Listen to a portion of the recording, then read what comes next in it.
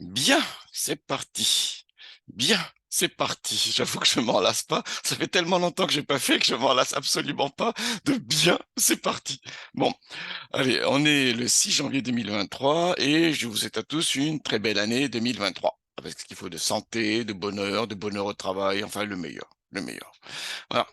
Alors moi, une nouvelle année, reparti de nouveau dans les tutoriels, voilà. Alors, petite parenthèse, habituellement, en début d'année, je fais un petit bilan. Je fais un petit bilan. Là, typiquement, l'année dernière, j'avais fait un petit bilan pour la fin de l'année 2021, bilan sur l'année 2021, si vous voulez. Voilà, mais bon, cette année, je vais pas le faire. Je garde les vœux quand même, hein, bonne année 2023. Mais le bilan, non, je peux pas le faire parce que le serveur d'hébergement de mes fichiers a été arrêté pendant trop le moment, 4 mois. Et quand il a redémarré, j'avais pas accès de toute manière pour ajouter ou faire des modifications, et ainsi de suite. Voilà. Donc, la fréquentation, elle y était pas, je pense. Voilà. Et puis, voilà. Pour moi, je tourne la page, on passe à autre chose. Surtout qu'il y a beaucoup de choses à faire. Il y a beaucoup de choses à faire. Je suis reparti, là, comme en 40. Alors, pourquoi une vidéo aujourd'hui? Justement, parce que j'ai un cours que je vais commencer dans très peu de temps pour le Master 1 informatique, hein. C'est un cours optionnel, voilà. Voilà, c'est un cours que je demande aux étudiants de suivre quand ils veulent postuler pour le Master 6 dont je m'occupe, hein, le Master Data Science. Alors, du coup, j'ai préparé tout le matériel pédagogique, hein. J'ai préparé les CM, j'ai préparé les TD, plus ou moins, parce qu'il faut que je me cale bien par rapport à ce que je dois faire. Et j'ai mis en place tout l'environnement pour qu'on puisse travailler de manière efficace, hein. C'est très important. Le temps est compté. On a 7 heures CM, voilà, et ensuite on a 7 séances de TD, hein. C'est rien du tout. Donc il faut qu'on soit au maximum efficace. Alors j'ai créé une page là. Du coup là c'est la page de cours, hein, qui est là, hein. Là c'est le site de machine learning, les sites de mes supports de cours machine learning. Vous voyez bien, l'adresse elle est là. Et pour le clustering, je viens de créer une page, voilà, enfin, dédiée à ce cours-là. Il est là. Voilà. Donc, j'explique ce que je veux faire dans le cours, hein, le contenu du cours, et j'ai mis en ligne les ressources pédagogiques. J'ai repris ce qui était par ailleurs, mais j'ai essayé de mieux ordonner cette fois-ci pour que ce soit en phase avec ce que je vais faire avec vous. De la même manière également, parce qu'il y aura les TD, et vous savez, vous me connaissez, hein, je suis extrêmement attaché à ce que les séances de travaux pratiques sur machine soient les plus efficaces possibles. Voilà, j'ai commencé à mettre en place les vidéos. Il n'y en a pas beaucoup pour l'instant, mais justement, je travaille là, voilà. Et pareil pour les tutoriels rédigés, il y en a beaucoup pour le coup, mais il faut que je les sélectionne. Voilà, je viens de faire la page aujourd'hui, hein, donc j'ai pas tout encore en place là. J'ai mis les principaux, mais je vais compléter ça au fur et à mesure. Ils sont déjà rédigés. Pour le coup, ils sont déjà rédigés. Ce que je n'ai pas fait, c'est les vidéos. C'est ce que je vais faire maintenant.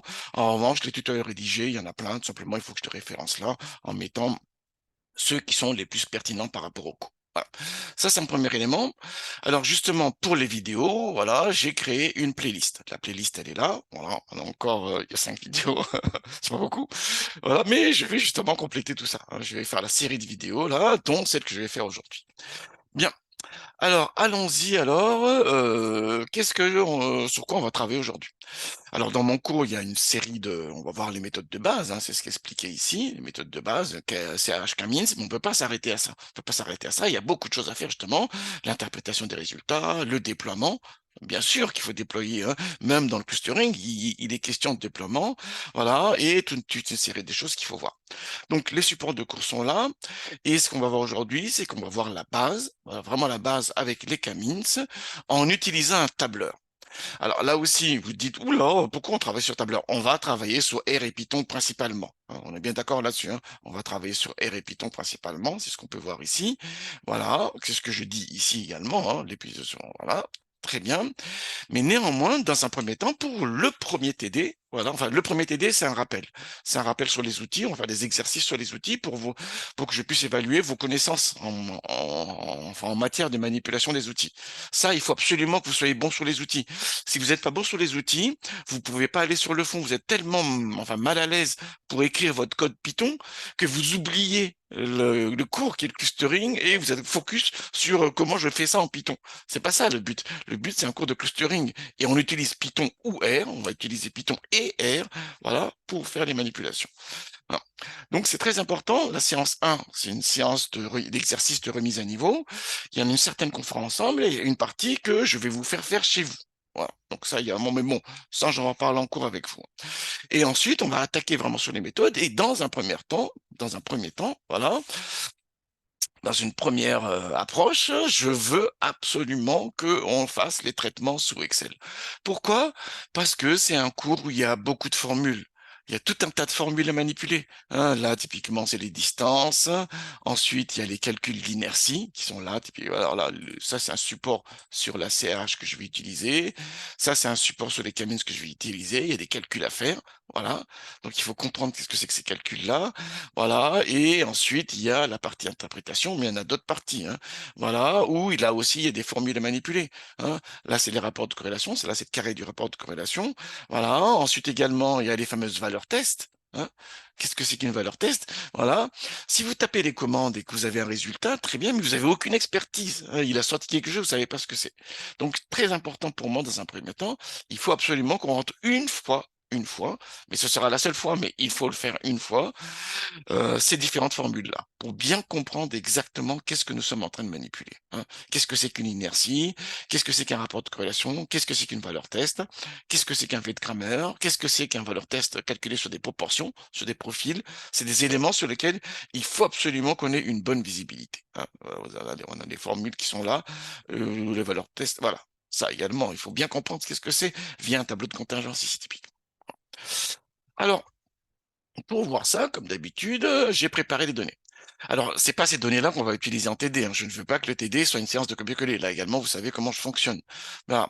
Donc là, j'ai fait un fichier le plus basique possible, voilà, où on travaille en 2 dimensions. Voilà, c'est du fichier fictif, hein. C'est un fichier qui est purement fictif ici, voilà, où on travaille en 2 dimensions. Voilà, x1 qu'on met, voilà, et x2. Très bien. J'ai mis un numéro d'individu pour pouvoir se repérer quand on fera des copier-coller d'une feuille de calcul à l'autre. Bien. Alors bon, c'est très simple ça. Pourquoi je fais ça ici, dans cette vidéo? Parce que il est important qu'on comprenne bien qu'est-ce qu'on est en train de faire. Et ça, on peut le voir dans le plan. Vous, en TD, vous n'aurez pas 2 dimensions, vous aurez plusieurs dimensions. Voilà. Mais fondamentalement, c'est les mêmes mécanismes. C'est les mêmes mécanismes qu'on va voir. Sauf que vous êtes dans un domaine plus réaliste, voilà, à à plus de 2 dimensions, avec des données qui sont plus réalistes également, hein, ou qui parlent. Là, x1, x2, c'est des données que j'ai générées aléatoirement, tout simplement. Alors, comme je suis en 2 dimensions, je peux faire un graphique. Donc, je vais faire un petit graphique là, voilà, et on va voir ce qui se passe. Donc, je fais insertion, voilà, et je fais un nuage de points puisque je suis dans le plan. Voilà. Bien. Alors bon, c'est pour ça que je suis en 2 dimensions, parce qu'on peut voir ce qui se passe. On voit bien que dans mon exemple-ci, il y a 3 pâtés, il y a 3 groupes. Voilà. La question de la détermination du nombre de groupes en clustering est une question importante, hein. Voilà, ça, je vais en parler en cours. On commence d'abord par 2CM, ensuite on enchaîne avec les TD. Donc en cours, je vais en parler de ça, justement. Il n'y a pas de vraie vérité en la matière. J'en ai vu, hein, j'en ai vu plein de publications, plein de techniques et tout ça. Il n'y a pas de vraie vérité parce qu'en réalité, on ne connaît pas, hein. On n'est pas dans le supervisé, on est dans le non supervisé, là. Et on n'a pas de variable cible, de référence pour savoir si on prédit bien ou pas. Voilà. Donc, voilà. Bon, là, en l'occurrence, ici, c'est quand même super facile. Voilà. Dans l'exemple que je vous ferai faire, ce sera moins évident. Voilà, on a bien 3 groupes. On a bien 3 groupes, voilà. Ça, c'est un premier point important. Le deuxième point important ici, on voit bien que donc la variable qui joue pour la séparation des groupes, en réalité, c'est la x1 qui est ici en abscisse. C'est là que les groupes se séparent, hein, sont séparables. En X2, en revanche, si on prend le barycentre des 3 groupes, ils sont confondus, hein. Il n'y a pas d'élément déterminant. Donc, dans les différents outils d'interprétation qu'on va utiliser, on va voir si on a bien ce résultat-là. On va bien voir si, effectivement, il va nous dire que la variable déterminante dans la séparabilité des groupes, c'est X1 et non pas X2. Ensuite, on verra également ce que veut dire les valeurs test, voilà, qu'on voit exactement dans les différents outils, hein. Voilà, mais qu'est-ce que c'est qu'une valeur test? Comment on la calcule? Qu'est-ce que ça veut dire réellement? C'est les différents éléments qu'on va voir. Dernier point important, c'est les questions des variables illustratives. Alors, quand elle est quantitative, c'est la même chose que les variables actives, hein, c'est ceux qui servent pour créer la partition. Quand elle est illustrative, j'en ai mis un exemple ici, voilà. Quand elle est qualitative, la variable illustrative, ben, comment on fait pour faire les commentaires, justement? Comment on va procéder pour faire les commentaires? Comment la croiser avec la variable indicatrice des groupes qui a été créée par l'algorithme de clustering? Très bien. Et dernier point important, j'ai un individu supplémentaire. comment je classe un individu supplémentaire, hein. Cet individu-là, voilà, comment je vais l'affecter, enfin, je vais l'affecter à quel cluster en réalité? Admettons qu'on fasse 3 clusters, j'ai un nouvel individu, à quel cluster je vais l'affecter, hein. C'est exactement enfin, le mécanisme qu'on fait quand on fait une segmentation de clientèle. On crée des segments de clientèle.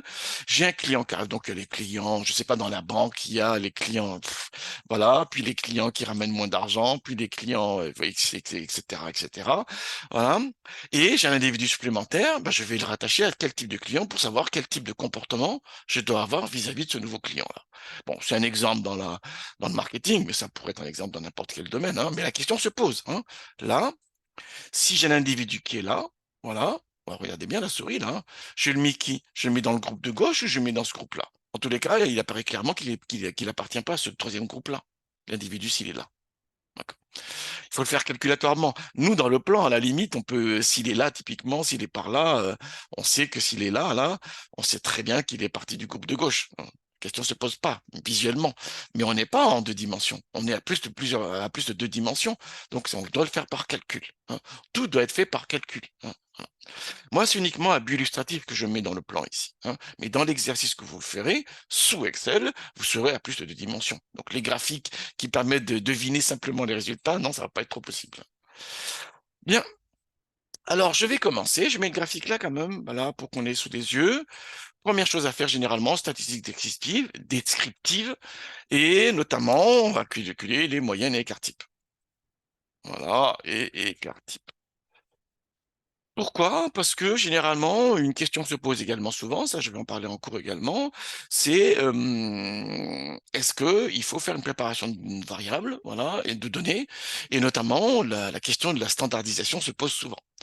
Alors il y en a qui disent qu'il faut le faire tout le temps, c'est automatique comme les antibiotiques. Ben non, justement, c'est pas automatique, hein, c'est pas comme les antibiotiques. Enfin, c'est justement que, enfin bref, voilà. Oui, parce que quand vous faites une transformation de données, vous modifiez la nature des données. Est-ce que ça a un impact sur le calcul? La question se pose. La question se pose.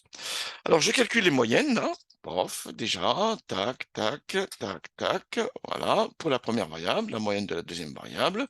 Voilà, on voit bien, hein, la moyenne ici de la première variable, 9, c'est à peu près par là, 9,97. Voilà, sur l'axe de l'abscisse. Et sur l'axe des ordonnées, la moyenne, c'est 12 à peu près. Le barycentre global, il est à peu près par là. Tiens. Alors, calculons les écarts types. Écart type, il y a la différence d'écart type. Celui qu'on va prendre, c'est celui de Pearson. C'est le 1 sur n, hein, la variance 1 sur n, si vous voulez. J'aurais pu prendre également le 1 sur n moins 1. C'est pas grave, hein, ça change pas la nature des résultats. Mais c'est important d'être cohérent.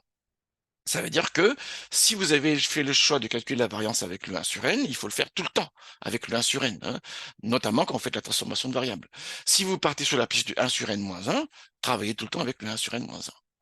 Ça ne change pas fondamentalement la nature des résultats, mais en revanche, on peut avoir des résultats différents d'un logiciel à l'autre si vous n'êtes pas vigilant, hein. Il faut être vigilant là-dessus. Donc, pareil, je fais ici. Voilà. Voilà. On voit que les deux variables ne sont pas, x1 et x2 ne sont pas sur la même échelle. Alors, généralement, on vous dit quand les variables ne sont pas sur les mêmes unités, hein, il faut les harmoniser justement en faisant un centrage réduction ou une normalisation quelconque. OK. Oui et non, en fait. Oui et non. Quand elles sont pas sur les mêmes unités, effectivement, la question peut se poser. La question peut se poser parce que si j'ai des mètres d'un côté et des kilos de l'autre, ou des litres, comment mélanger les mètres et les litres, hein? Quoique dans un mètre, il peut y avoir beaucoup de litres, hein. Voilà, voilà. Mais c'est pas le propos ici, on est bien d'accord là-dessus. Donc, quand on est sur des unités différentes, voilà, les harmoniser en enlevant l'unité, ça peut être une solution. Bon, là, ici, typiquement, c'est des données qui sont générées pour le fun, de manière artificielle. Et surtout, regardez bien, j'ai une dispersion plus forte sur l'abscisse que leurs données. Mais la dispersion sur l'abscisse, elle est définie, en fait, elle est relative à l'écartement des classes, des 3 groupes. Si je normalise les données, voilà, j'enlève cette dispersion-là. Enfin, j'enlève cette différence de dispersion. Du coup, ce qui est dû au groupe, en fait, est masqué pour le coup. Bah, essayez. Je mettrai les données en ligne et tout ça, hein. Essayez de faire une normalisation et lancer les camins et regardez les résultats. Voilà. Et vous allez être très, très étonné parce que c'est pas les 3 classes que vous attendez va vous fournir.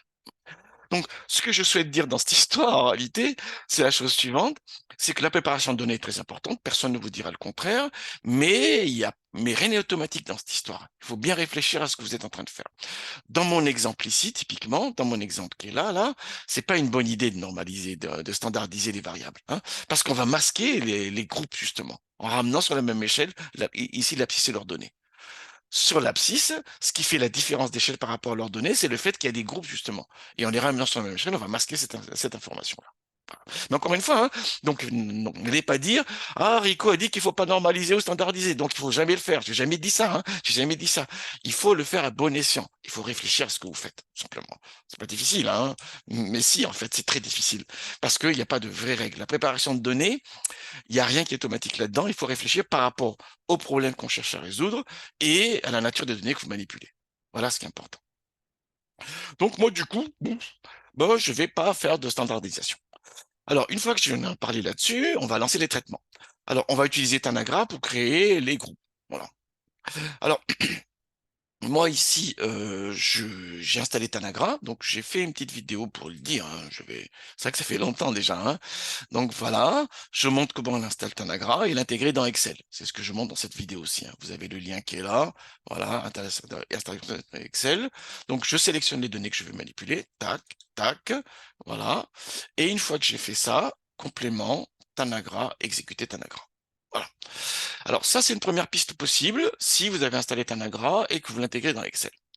Alors, si vous êtes sous Linux, typiquement, ben, c'est pas trop possible. On peut lancer Tanagra sous Linux, hein, via Wine. Donc, il n'y a pas de problème là-dessus. En revanche, il n'y a pas Excel. Ben non. Et le lien sous LibreOffice, il est compliqué, en fait. Des fois, il marche, des fois, il marche pas. J'ai mis l'ADIN, enfin, la macro complémentaire pour le faire. Mais bon, voilà. Autre élément également, j'ai vu que dans nos salles informatiques, l'année dernière, en tous les cas, je sais pas cette année, le lien automatique, là, il ne marche pas. On peut installer dans Excel, mais quand on fait le lien, quand on lance les traitements, voilà, ça marche pas. À ce moment-là, le plus simple, c'est de l'exporter en fichier CSV, TSV, hein, séparateur tabulation, fichier texte avec séparateur de colonne tabulation, et ensuite, là, vous l'importez, hein, vous l'importez. Donc nous, ça serait quoi? C'est-à-dire que je sélectionne les deux colonnes, voilà, je fais copier, CTRL-C, j'ai fait, hein, voilà, je lance Notepad++ et je colle les données.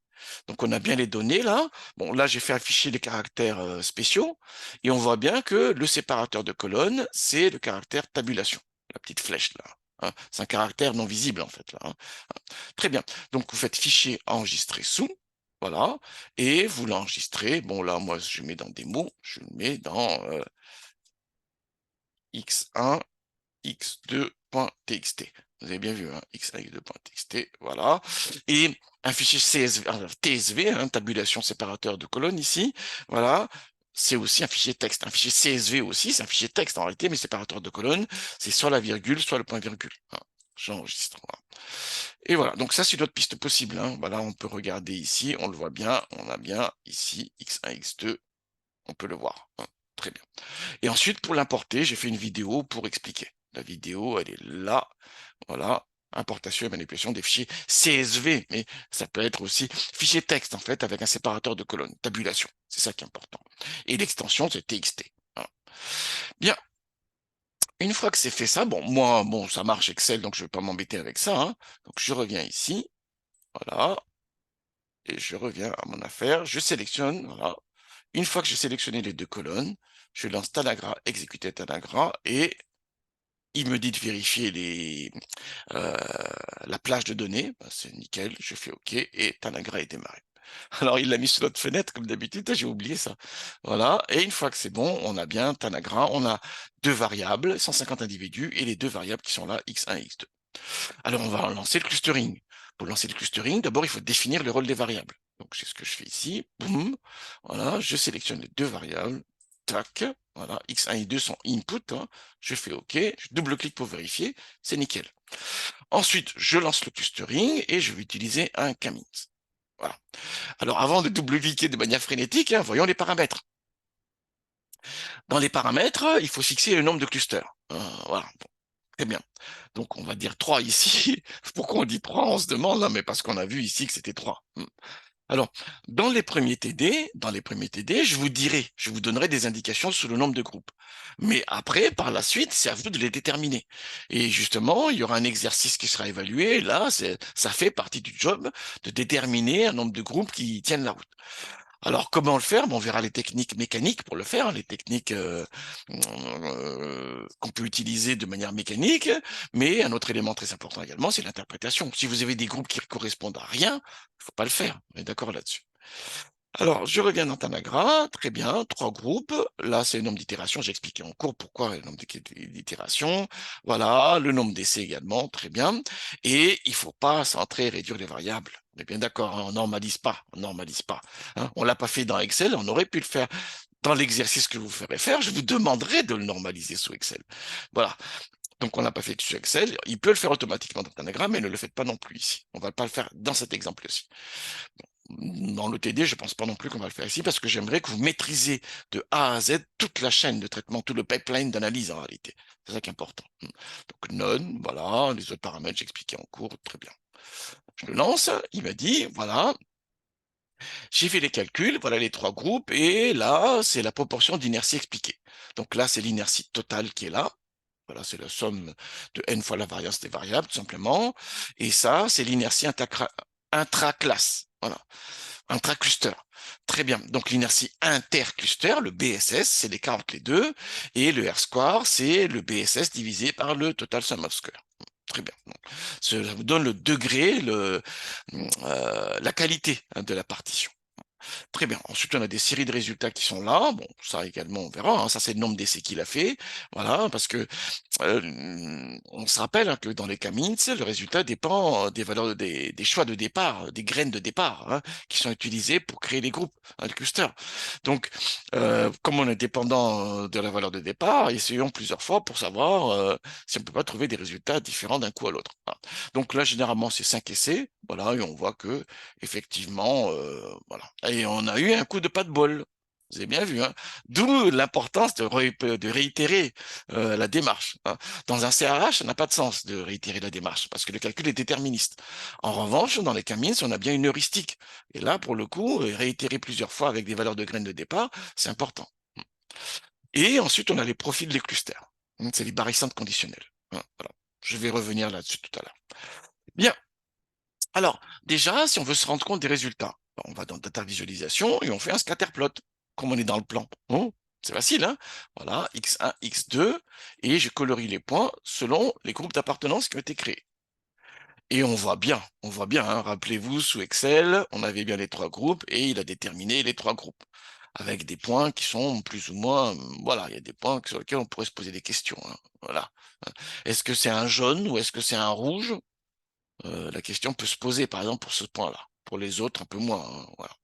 Mais bon, ça fait partie des questions qu'on va essayer de voir par la suite. Donc, on voit bien qu'on a les trois groupes qui sont ici. Et l'autre point important, si on regarde les données, tac, voilà, on se rend compte que Tanagra, et c'est ce que font tous les outils, hein, tous les outils font ça, a rajouté une colonne supplémentaire qui vous donne le groupe d'appartenance hein, de chaque individu, hein, le cluster d'affectation de chaque individu. Hein. Là, on a bien vu, l'individu qu'elle a, il est mis dans le groupe vert, donc un ensemble de points qui sont dans le groupe vert. Voilà, ainsi de suite, ainsi de suite. Donc, on a bien ici le cluster d'appartenance. C'est pour ça que c'est si important qu'on le fasse d'abord dans Excel. Parce que sinon, vous comprenez pas ce qui se passe. Vous comprenez pas qu'est-ce que c'est que cette variable supplémentaire. Vous comprenez pas comment la manipuler, cette variable supplémentaire. Qu'est-ce qu'on peut faire avec. C'est pour ça que c'est si important que ça. Une fois qu'on a les groupes d'appartenance, maintenant, on va essayer d'interpréter les résultats. Hein, c'est la deuxième étape là. Puisqu'on a des clusters, il faut qu'on regarde les profils qu'il y a derrière. Hein. Dans le premier groupe, voilà, qu'est-ce qui se passe? Nous, on voit dans le plan ici, le premier groupe des verts, c'est des groupes d'individus qui a une faible valeur sur X1. X2, on n'en tient pas compte parce qu'il n'est pas discriminant. Ensuite, le groupe des jaunes, c'est des variables qui ont une valeur moyenne sur X1. Et le dernier groupe des rouges, c'est les individus qui ont une valeur élevée sur X1, en moyenne. Voilà. Bien, on est dans le plan, c'est facile à faire. Mais si on n'est pas dans le plan, si on a plus de deux variables, les graphiques, on pourrait les faire 2 à 2, mais si vous avez 20 variables, vous voyez faire les graphiques 2 à 2 et les scanner une à une. C'est juste pas possible. Donc, toute l'intuition qu'on peut avoir sur les graphiques, on doit pouvoir le faire par le calcul. C'est ça l'idée. Alors, qu'est-ce qui se passe alors? Je récupère le résultat qui est là, je vais le copier et je vais revenir sous Excel. Voilà, je crée une feuille qui est là, tac, voilà, et je colle le résultat. Bien. Bon, il l'a mis en notation scientifique, on va mettre ça en notation usuelle, enfin normale. Voilà, et 3 chiffres après la virgule. Bien. Donc, on a les groupes d'appartenance là, voilà, et on a les différentes variables qui sont là. Donc, les deux variables avec les individus, et on a bien les 150 individus. Ça ne change pas, ça. Alors, une première question dans l'interprétation, justement, c'est de calculer les profils en calculant les moyennes conditionnelles, tout simplement, hein. Donc, dans le plan, là, voilà, dans Tanagra, ce serait de calculer ici le barycentre conditionnel du premier groupe, voilà, qui est à peu près par là, hein. Ensuite, pour le deuxième groupe, son barycentre, ce serait à peu près par là, voilà. Et pour le troisième groupe, son barycentre serait à peu près par là. Voilà. Et ça permet de voir les différences qu'il peut y avoir entre les différentes moyennes conditionnelles. C'est ça l'important, pour chacune des variables. Alors, sous Excel, vous allez faire comment ça? Voilà, tout simplement, ben, vous faites tout simplement avec un tableau croisé dynamique. C'est pour ça qu'on fait l'exercice sur les tableaux croisés dynamiques, hein, on est bien d'accord là-dessus. Alors, bah, insertion, tableau croisé dynamique, voilà, les données sont là, pas de souci là-dessus, et je vais les mettre les résultats par là. OK. Et pour calculer, voilà, on fait un calcul conditionnellement au cluster et on utilise les variables x1 et x2, voilà. Sauf qu'à la place des sommes, on fait des moyennes. On aura fait des exercices là-dessus, donc je vais pas, voilà. Et on a les profils. Alors, je ne vais pas tout détailler ici, mais bon, c'est à vous de le faire par la suite. En tous les cas, ce qui est très important, c'est que, voilà, tac, j'affiche la correction, on doit bien avoir ces éléments-là. On a bien ici, hein, regardez, tac, voilà, voilà. Donc ce fichier-là, je le mettrai en ligne, ça vous permettra de voir, hein. Donc, bien sûr, cette vidéo sera diffusée avant la séance de TD. Regardez bien, regardez la correction, là. C'est pas une correction parce qu'on va travailler sur un autre fichier, mais regardez bien les différentes formules utilisées pour qu'on comprenne bien qu'est-ce qu'on est en train de manipuler par la suite. Très important. Alors, qu'est-ce qui se passe ici? Regardez bien. Voilà, j'ai fait calculer les tableaux croisés dynamiques, hein, ça j'ai montré tout à l'heure, hein. Tac, voilà. Et regardez, le groupe, le groupe des rouges, voilà, ils sont là. C'est les individus, groupe d'individus qui ont des valeurs élevées sur X1. C'est 14,94 en moyenne conditionnelle sur X1, à peu près par là, et une valeur moyenne sur X2. Voilà. 14,94, 12, 32, c'est ce point, j'ai mis une étoile ici. Ensuite, le groupe des verts, parce que les numéros de cluster sont attribués au hasard, hein. Donc, il ne les a pas mis dans l'ordre, en fait, hein. Quel ordre d'ailleurs, hein, on est d'accord là-dessus. Dans le groupe 2, voilà, on est là, voilà, 5,01, tac, et voilà, 12,75.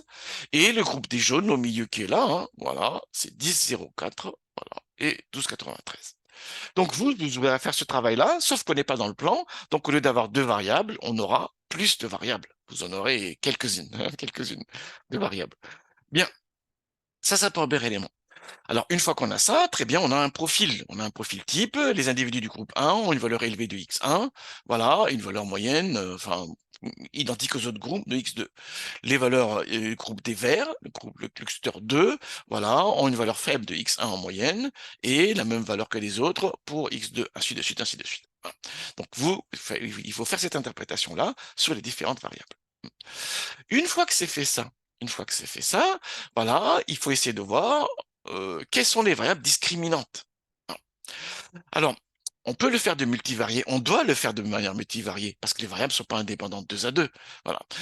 Mais ça complexifie les calculs. C'est là qu'on doit mixer typiquement donc l'interprétation des résultats, par exemple, donc avec une analyse factorielle, hein. J'en parlerai de ça en cours. Mais du coup, ça double la difficulté. Ça double la difficulté parce qu'en réalité, déjà, il faut savoir manipuler un clustering convenablement. Bon, ça, c'est mon boulot de vous apprendre à le faire, donc j'espère que ce sera bon.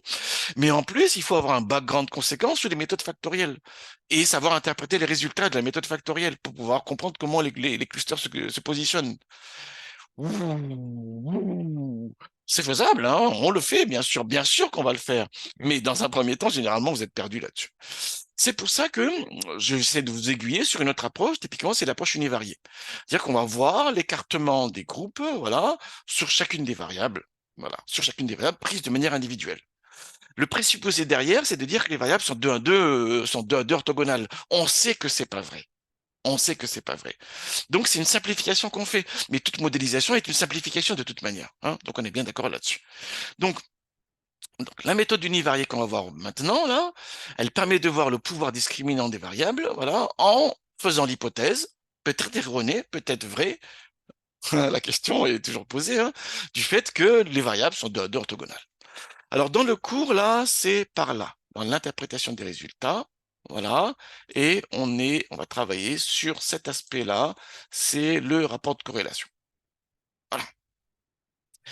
L'idée est de dire la chose suivante: dans quelle mesure les différentes barycentres conditionnelles sont écartées les uns des autres sur un axe donné, hein. Donc, si je reviens à mon... Voilà, donc ça, c'est la formule, hein. Je mets ça ici pour qu'on l'ait sous les yeux. Donc, dans quelle mesure les barycentres conditionnels sont séparés des uns des autres sur chaque axe? Sur l'axe x1 ici, on voit bien qu'ils sont séparés. Si je projette la moyenne conditionnelle, elle est là, celle-là, elle est là, celle-là, elle est là. Donc, on voit bien qu'ils sont très séparés. Sur l'axe 2, non, ils sont pas séparés du tout, hein. Si je projette là, on est là. Si je projette ça, on est là. Et si je projette ça, on est là. Ils sont quasiment confondus. Alors, on n'a que deux variables. Encore une fois, c'est facile à faire dans un graphique. Quand on a plus de deux variables, il faut le faire par le calcul. Et l'indicateur qu'on va utiliser, justement, c'est le carré du rapport de corrélation. Voilà. Alors, la formule, elle est là, tout simplement, et on va calculer en deux temps. Si on regarde cette formule-là, on voit en réalité que c'est n fois la variance, hein. Ce qu'on a là, c'est n fois la variance, là, hein. La somme des carrés totaux, là, c'est n fois la variance, hein, si on utilise la variance 1 sur n, hein. Donc, qu'est-ce qui se passe dans mon calcul? Voilà, je prends ici l'écart type de Pearson, pour variable x1, x2, qu'on avait déjà calculé par ailleurs. Ça, c'est un premier élément. Ensuite, le NCT, tout simplement, c'est n fois le 150, J5, là, vous avez vu, hein, J5, je mets le doigt, mais vous voyez pas mon doigt, donc je mets la souris, voilà, J5, voilà, multiplié par le carré du sigma. Voilà. Ça, c'est le SCT, la somme des carrés totaux pour la variable x1, et je fais la même chose pour la variable x2. Ça, c'est le premier élément. Ensuite, pour voir la partie expliquée par la partition, voilà, on utilise ici les moyennes conditionnelles qu'on va confronter donc au barycentre global. Ici, le barycentre global, il est où? C'est cette partie-là. La moyenne globale, elle est de 9,96, à peu près par là, et de 12,67, à peu près par là. Voilà, en fait, je l'ai fait ici, hein. Il est là, la moyenne globale. Très bien. Voilà. Donc, c'est l'écartement par rapport à la moyenne globale qu'on va calculer de chaque barycentre, sur chaque axe, hein. C'est ce qu'on a ici. Alors, bon, je l'ai fait très rapidement ici, hein. Tout simplement, j'ai calculé ici l'écart entre, voilà, la moyenne conditionnelle et la moyenne globale sur chacun des clusters. Vous voyez, hein, voilà. Pour x1 et pour x2. Et ensuite, j'ai calculé donc cette partie-là, cette partie de la formule, hein, la partie x bar g des moins x bar au carré. Et ensuite, j'ai fait un somme prod avec les effectifs par classe. Dans le premier groupe, il y en a 49 individus. Dans le deuxième, il y en a 50. Dans le troisième, il y en a 51. Voilà, c'est ce que donne la formule qui est là. Et ensuite, je peux calculer le carré du rapport de corrélation. Il varie entre 0 et 1. 0, ça veut dire qu'il n'y a pas de discrimination du tout. 1, ça veut dire que la discrimination est maximale. Voilà. Et on voit bien que dans cet exemple-ci, d'ailleurs, les deux variables sont orthogonales ici en l'occurrence, voilà, on voit bien que la discrimination se fait essentiellement sur la variable x1, par le calcul, hein. Donc, ce qu'on a comme impression visuelle est confirmé par le calcul. On le voit ici, hein. Voilà, la discrimination est très forte sur x1. En revanche, on voit bien que les classes sont confondues si on le projette sur x2. Donc, la variable qui joue le plus, la plus importante, l'importance des variables, si vous voulez, c'est x1. C'est une méthode, c'est x1 qui est la variable la plus importante dans la discrimination des classes. Alors, c'est une méthode, encore une fois, qui est très simple. Bon, après, il va falloir se palucher les calculs, hein, on est bien d'accord là-dessus, hein. Donc, révisez bien votre Excel. Mais c'est une approche qui est très simple et qui a le mérite de la clarté. En revanche, je répète encore une fois, il y a quand même un gros bémol là-dessus, c'est qu'il considère que les variables sont deux à deux orthogonales. Et c'est pas sûr que ce soit vrai, c'est même jamais vrai, en fait. Voilà. Dans mon exemple ici artificiel, je me suis arrangé pour que ce soit le cas.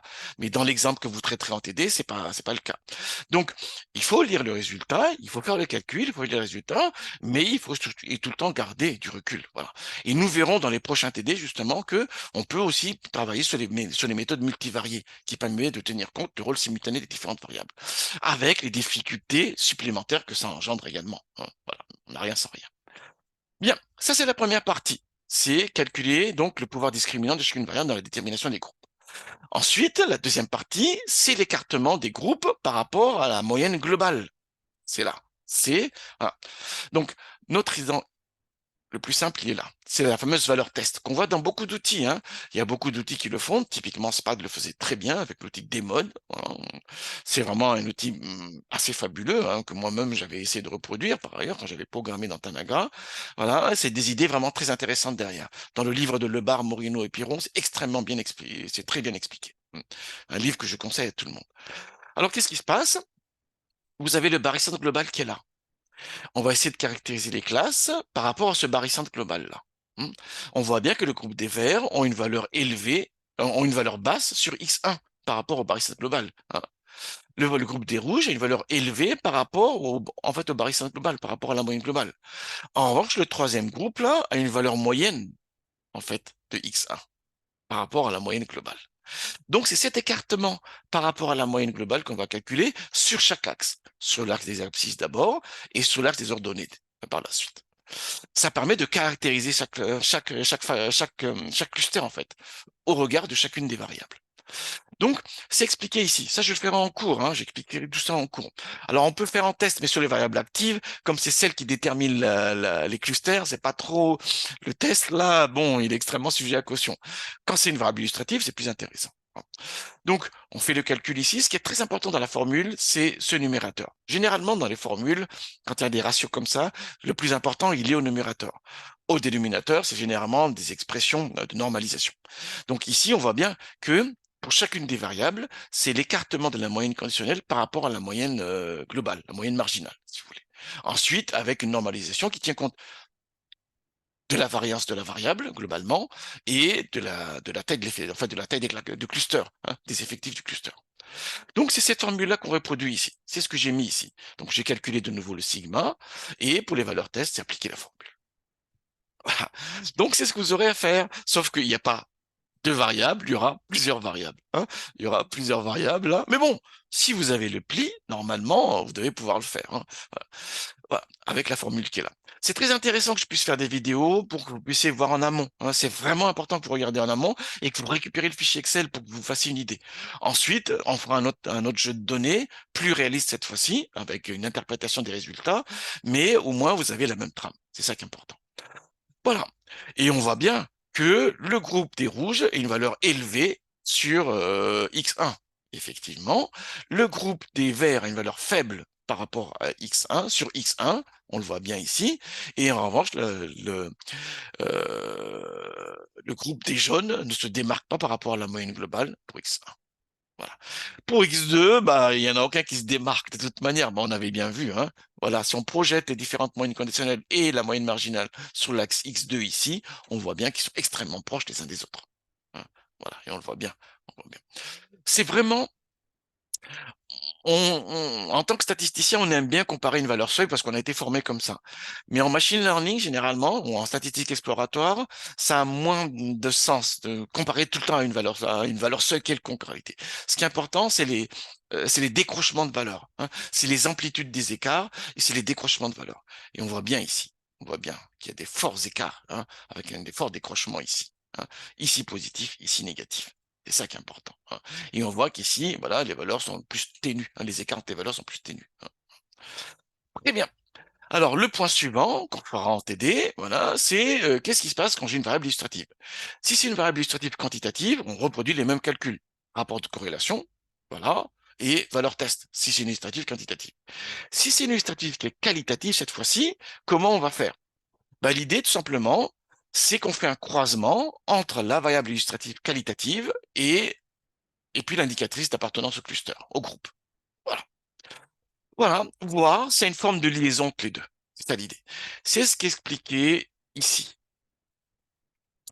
Alors là, typiquement, bon, j'ai pris un exemple plus ou moins parlant, hein, c'est qu'admettons que les individus, chaque individu, donc, a un genre, hein, c'est soit femme, soit homme. Voilà. Il y a bien les 150 individus, hein, et j'ai mis les numéros pour qu'on ait bien les correspondances, hein, c'est très important. Sinon, ça sert à rien ce qu'on fait.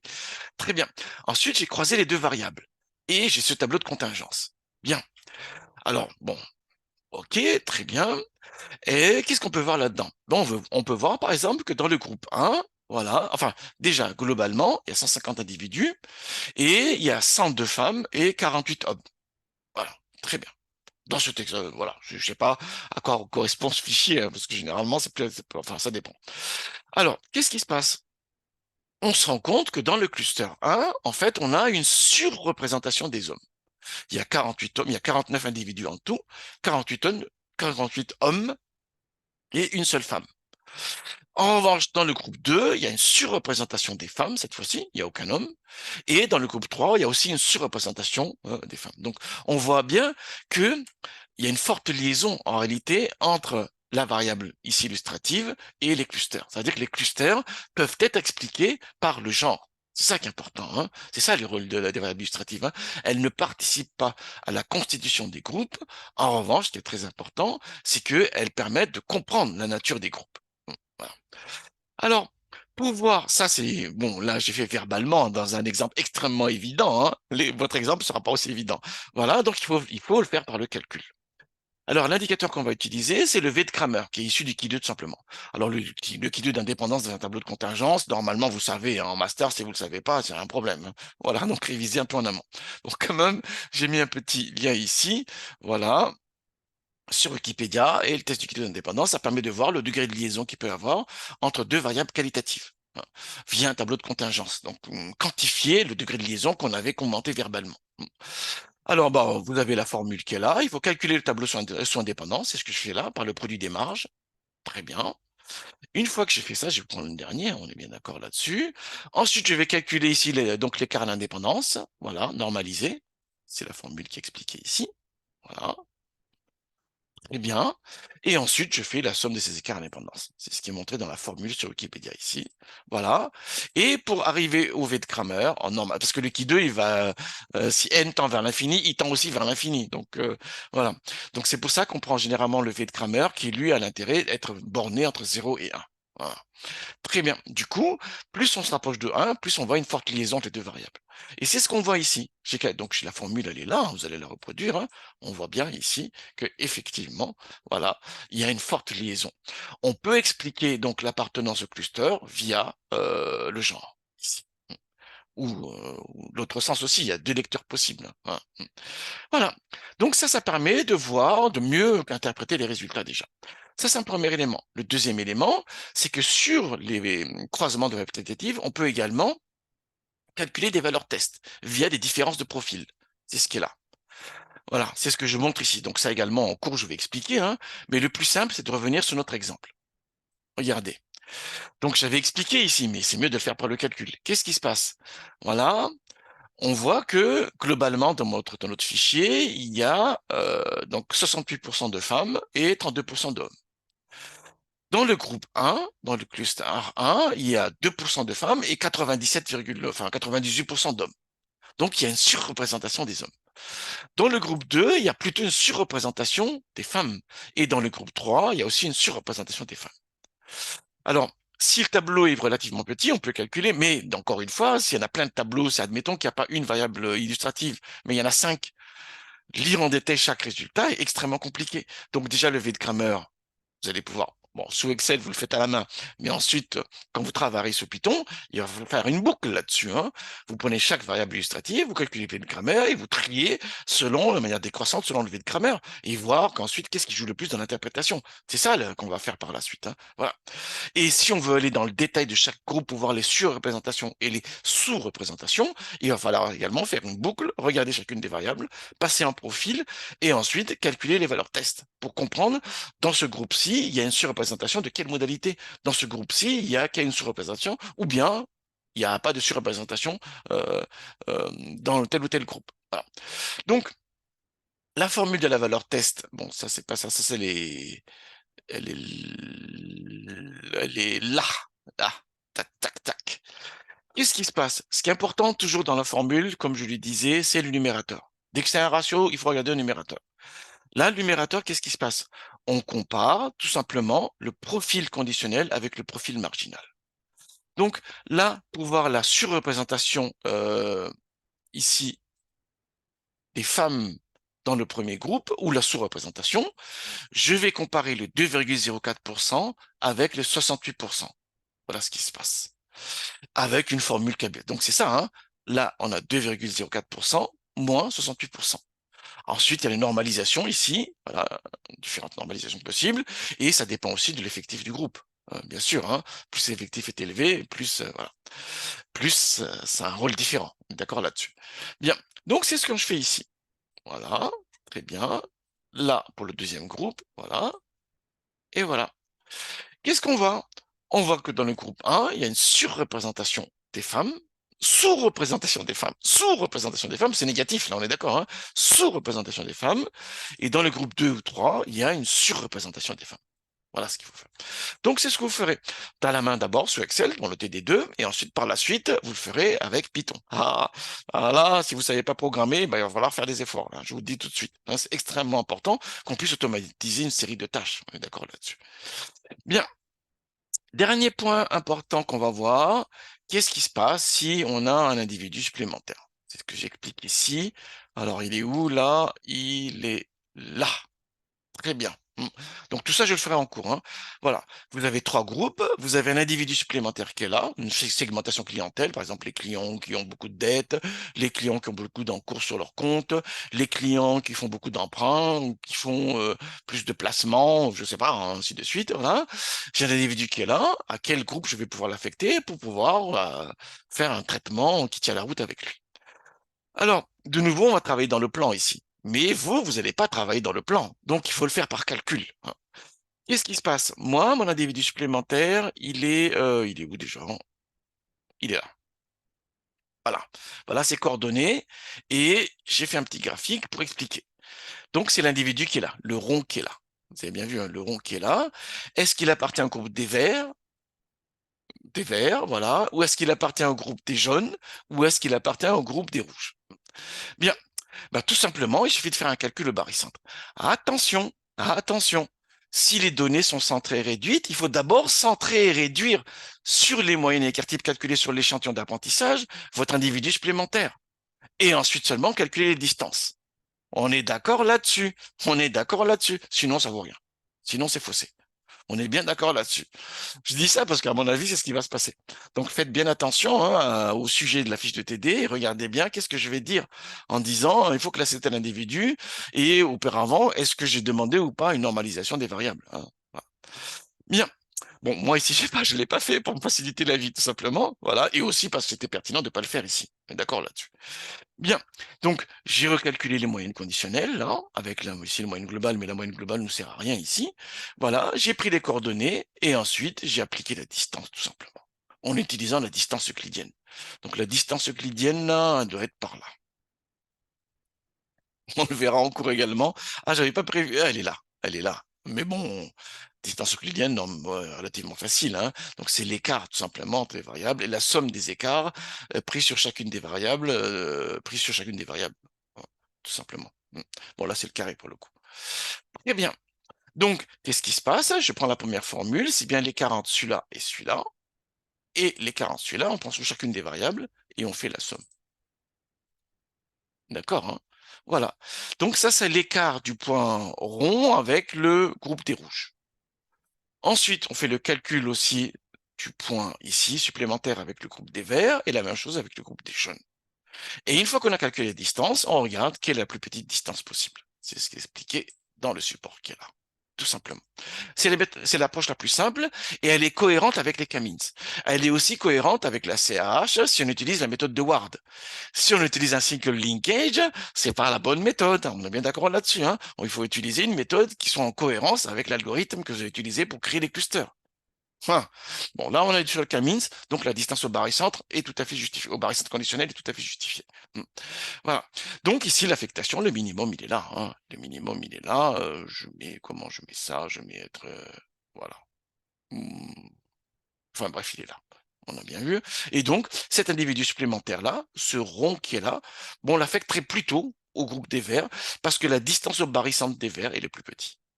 Mais on a vu qu'il n'était pas si loin que ça du groupe des jaunes, en fait, hein. On a vu un 31 ici.